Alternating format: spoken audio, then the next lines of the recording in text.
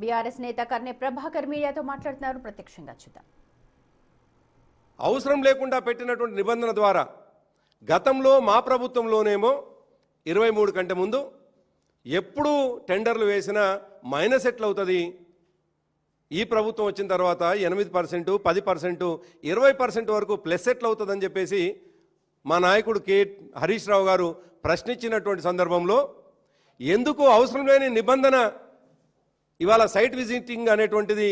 ఇందులో చేర్చిండ్రు అని ప్రశ్నించినటువంటి సందర్భంలో దానికి లాభం ఎవరికి జరిగిందని ప్రజల ముందు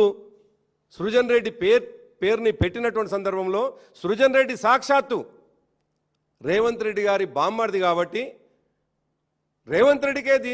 దీంట్లో పరోక్షంగా సంబంధం ఉంది అని ప్రజల ముందల బట్టలిప్పి నిలబెట్టినటువంటి సందర్భంలో ఇవాళ సిట్ అనేటువంటి దాన్ని తెర మీదకి తీసుకొచ్చి దాని చుట్టూ చెప్తా ఉన్నారు. అదే కాదు, మీరందరూ కూడా చూసినారు మొన్నటి గ్రామ పంచాయతీ ఎన్నికల్లో దాదాపు 4100 గ్రామ పంచాయతీలను గెలిస్తే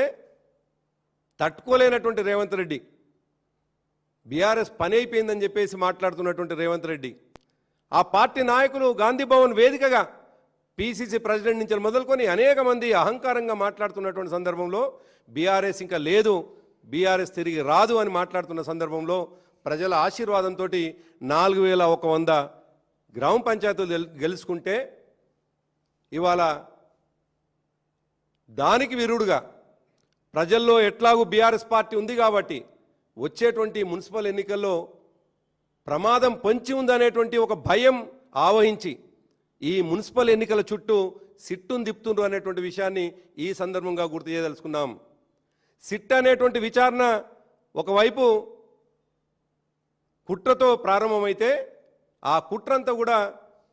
ఇవాళ మున్సిపల్ ఎన్నికలు జరుగుతూ ఉన్నాయి. మున్సిపల్ ఎన్నికల కంటే ముందే,